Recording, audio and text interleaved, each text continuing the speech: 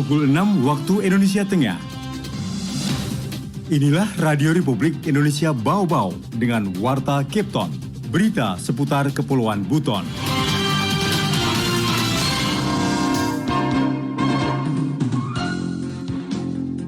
Karena dengan keramahan hampir sebagian atau hampir setengah dari persoalan kesehatannya sudah dapat teratasi. Data BPS menunjukkan sektor perhubungan telah berhasil tumbuh 21,20% di kuartal kedua tahun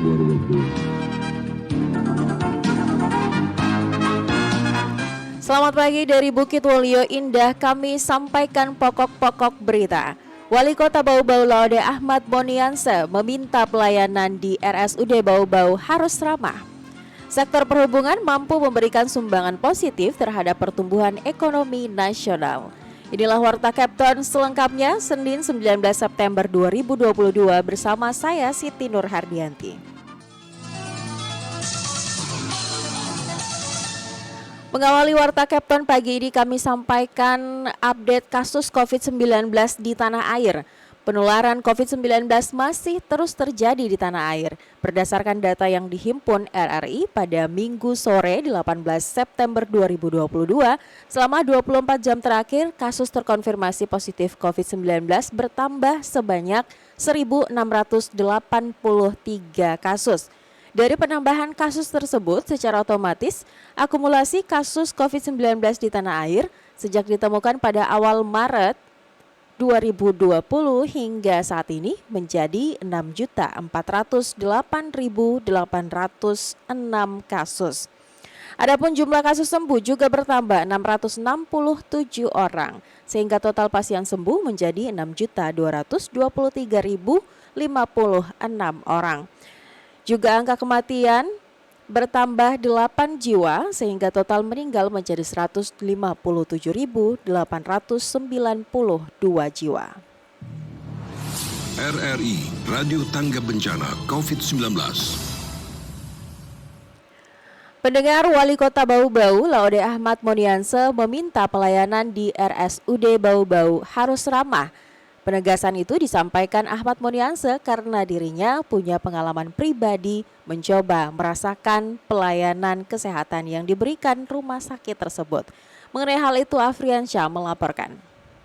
Karena dengan keramahan hampir sebagian atau hampir setengah dari persoalan kesehatannya sudah dapat teratasi. Rumah Sakit Umum Daerah RSUD Kota Bau-Bau menggelar forum konsultasi publik sebagai ruang bagi masyarakat memberikan usulan, masukan, dan saran demi peningkatan perbaikan pelayanan rumah sakit bertempat di salah satu hotel di Bau-Bau pada Minggu 18 September 2022. Kegiatan itu dibuka langsung Wali Kota Bau-Bau Laude Ahmad Monianse yang dihadiri peserta dari berbagai kalangan, diantaranya instansi pemerintah daerah, akademisi, penyelenggara layanan kesehatan, pengguna layanan, organisasi mahasiswa, LSM, dan media massa.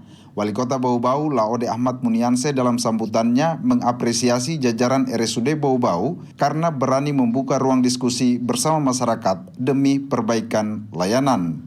Kami atas nama Kota Bau-Bau sangat mengapresiasi keterbukaan manajemen Rumah Sakit Umum Daerah Kota Bau-Bau hari ini yang mau secara berani membuka ruang-ruang publik untuk berdiskusi.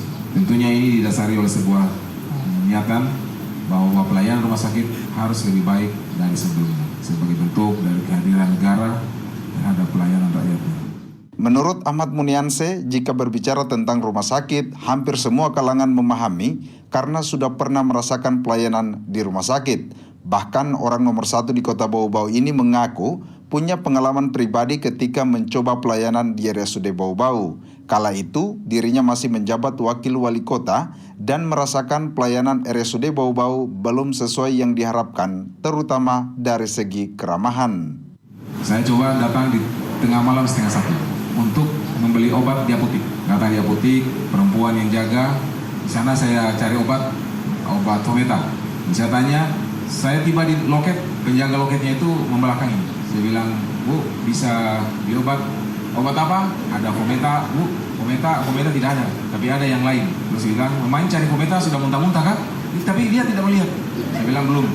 Munianse menilai keramahan petugas RSUD Bau-Bau harus ditingkatkan karena menurutnya yang terpenting dalam pelayanan rumah sakit kepada pasien dan keluarga pasien yang membutuhkan pertolongan kesehatan adalah harus dilayani dengan penuh keramahan. Karena dengan keramahan hampir sebagian atau hampir setengah dari persoalan kesehatannya sudah dapat teratasi. Kalau kita hadir di rumah sakit dilayani dengan ketidakkeramahan, paling tidak kita menambah satu sakit lagi, sakit hati. Karena itu, melalui forum konsultasi publik tersebut, Ahmad Munianse meminta peserta yang hadir memberikan kritik yang sekeras-kerasnya dan solusi demi perbaikan pelayanan di RSUD Bau-Bau. Reporter RRI Bau-Bau, Afriansa, melaporkan. Lokapom Bau-Bau menemukan 97 sarana distribusi obat dan makanan di wilayah kerjanya berstatus TMK. Selengkapnya reporter RRI Bau-Bau Waode Nurliani melaporkan. Sepanjang Januari hingga Agustus 2022, Loka Pengawasan Obat dan Makanan POM Bau-Bau mengawasi lebih dari 200 sarana distribusi obat dan makanan di 5 wilayah kerjanya. Hasilnya masih ditemukan beberapa sarana menjual produk tidak memenuhi ketentuan atau TMK di Bau-Bau, Buton, Buton Selatan, Buton Tengah, dan Buton Utara. Kepala Kapom Bau-Bau Rian Perikusuma menyebutkan, dari 91 sarana kefarmasian lingkup rumah sakit, toko obat, apotek, dan klinik, masih ditemukan 24 sarana TMK. Selanjutnya penjualan kosmetik dari 87 sarana terdapat 31 dinyatakan TMK.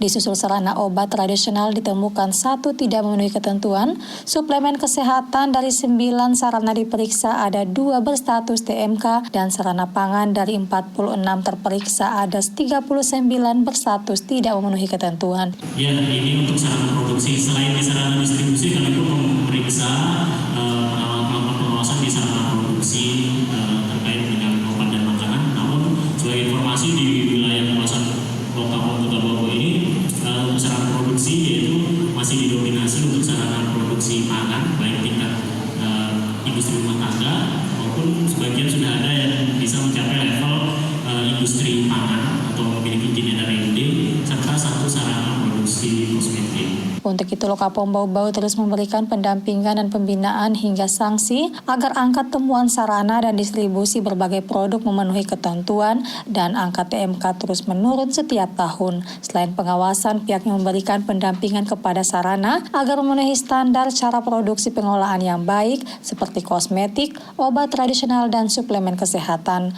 Masih di tahun berjalan, Lokapom Bau-Bau telah menerbitkan 18 nomor izin edar atau NIE terdiri dari 16 produk pangan dan 2 produk kosmetik. Waode Nurliani, reporter Bau-Bau, melaporkan. Anda sedang mendengarkan Warta Kepton, berita seputar Kepulauan Buton. Kita ke berita lainnya. Sektor perhubungan mampu memberikan sumbangan positif terhadap pertumbuhan ekonomi nasional. Wali Kota Bau-Bau Laode Ahmad Monianse mengatakan, data BPS menunjukkan sektor perhubungan berhasil tumbuh sebesar 21,27% di kuartal kedua tahun 2022. Mengenai hal itu, Afriansyah melaporkan. Data BPS menunjukkan sektor perhubungan telah berhasil tumbuh 21,27% di kuartal kedua tahun 2022. Di tengah masa pemulihan dari pandemi COVID-19, sektor perhubungan mampu memberikan sumbangan positif terhadap pertumbuhan ekonomi nasional. Hal itu diungkapkan Wali Kota Bau-Bau Laode Ahmad Munianse pada puncak peringatan Hari Perhubungan Nasional Harhubnas tingkat Kota Bau-Bau yang digelar dengan senam bersama oleh insan perhubungan di alun-alun Kota Mara Bau-Bau pada Minggu pagi 18 September 2022. Ahmad Munianse mengatakan data Badan Pusat Statistik menunjukkan sektor perhubungan telah berhasil tumbuh 21,27% di kuartal kedua tahun 2022 dan memberi sumbangan positif terhadap pertumbuhan ekonomi nasional yang mencapai 5,44%. Data BPS menunjukkan sektor perhubungan telah berhasil tumbuh 21,27% di kuartal kedua tahun 2022 dan memberi sumbangan positif terhadap pertumbuhan ekonomi nasional yang mencapai 5,44%. Pencapaian ini patut kita syukuri karena di tengah tantangan global, sektor perhubungan masih mampu memberikan kontribusi yang berarti bagi Indonesia. Untuk itu, izinkan saya turut menyampaikan apresiasi yang sebesar-besarnya kepada seluruh insan perhubungan, terkhusus yang masuk dalam wilayah kerja Kota Bau Bau. Namun demikian, di tengah pencapaian yang baik itu, lanjut Ahmad Munianse, harus pula diakui masih banyak hal perlu dibenahi untuk meningkatkan konektivitas dan kelancaran sistem transportasi yang terintegrasi bagi Kota Bau Bau dan wilayah sekitarnya. Karena seperti yang diketahui, kata Ahmad Munianse, Bau Bau merupakan kota yang memiliki sistem transportasi yang kompleks baik di darat, laut maupun udara. Kota Bau Bau juga merupakan pintu gerbang menghubungkan Indonesia bagian barat dengan timur. Kota Bau Bau juga merupakan akses utama konektivitas regional Sulawesi Tenggara, khususnya wilayah sekitar Kepulauan Buton. Sehingga integrasi antar moda sangat mempengaruhi bagi pertumbuhan perekonomian Kota Bau Bau dan wilayah di sekitarnya. Menurut Ahmad Munianse, sejumlah tantangan tersebut tidak bisa dihadapi tanpa kolaborasi dan sinergi antara para pemangku kebijakan di sektor perhubungan. Oleh karena itulah, Hari Perhubungan Nasional tahun ini mengambil tema Bangkit Maju Bersama. Selaras dengan tema HUT ke-77 Kemerdekaan Indonesia, pulih lebih cepat, bangkit lebih kuat. Kita tidak akan cepat bangkit jika kita tidak bersatu.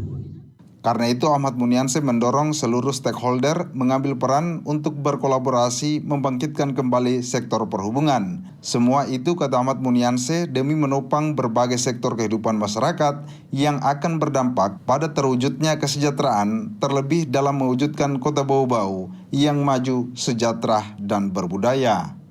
Reporter RRI Bau Bau, Afriansa, melaporkan. Berita yang terakhir, pelatih nasional bidik Kota Bau Bau gelar Liga Bola Basket Pelajar tingkat daerah. Selengkapnya reporter RRI Bau Bau Waoda Nurliani melaporkan. Tim basket pelajar asal Kota Bau Bau mendapat perhatian khusus wasit nasional saat pertandingan Prapekan Olahraga Pelajar Nasional atau Popnas 2022 di Samarinda. Sekretaris Perbasi Bau Bau Irawan menyebutkan, salah satu wasit sekaligus pelatih tingkat nasional membidik para atlet pelajar Bau Bau mengikuti Developmental Basketball League atau DBL. Kedak tersebut setelah melihat pola dan strategi bermain para atlet dalam pertandingan. Deteksi Basketball League adalah sebuah kompetisi Liga Bola Basket pelajar SMP dan SMA terbesar. Kota Bau Bau pun selama ini belum pernah melaksanakan kompetisi DBL tersebut. Hasil koordinasi pelatih yang turut serta memboyong para rombongan peserta kompetisi di Kalimantan Timur, lanjut Irawan, rencananya pelatih nasional itu akan menggelar kompetisi Liga Bola Basket siswa tingkat pelajar sekota Bau Bau pada tahun 2023 mendatang. Waktu momentum kemarin ini di Kalimantan, kebetulan ada pemantau dari nasional. Mereka melihat itu ternyata Bau Bau ini bagus-bagus pemain-pemainnya. Sempat ditanya pelatihnya, Aldo, Bau Bau ada ya Liga Siswa atau DBL? Tidak ada. Kenapa katanya? Ini bagus-bagus ini pola mainnya. Karena ada dari Bau Bau ini. Nah, rencananya ya mudah-mudahan sesuai dengan apa yang dibahasakan oleh tim pemantau dari saat itu, tahun depan Bau Bau mau dibuatkan Liga Siswa. Atas kabar tersebut, Irawan bakal mengenjot pola pembinaan bola basket di Kota Bau Bau, pengalaman bermain Prapopnas bersama atlet pelajar handal lainnya yang ada di 7 provinsi wilayah zona 4 dijadikan contoh sebagai strategi bermain pada event basket mendatang. Dalam kurun waktu 20 tahun terakhir, lanjut Irawan, baru kali ini olahraga basket Bau Bau dapat berkiprah di tingkat nasional. Waden Nurliani, reporter Bau Bau, melaporkan.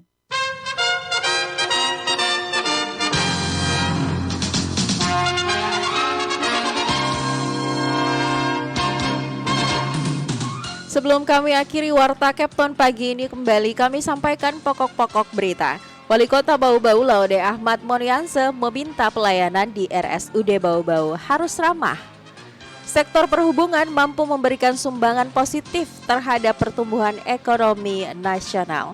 Demikian Warta Kepton hari ini, mewakili kerabat kerja yang bertugas kami ucapkan terima kasih, selamat pagi dan selamat beraktivitas.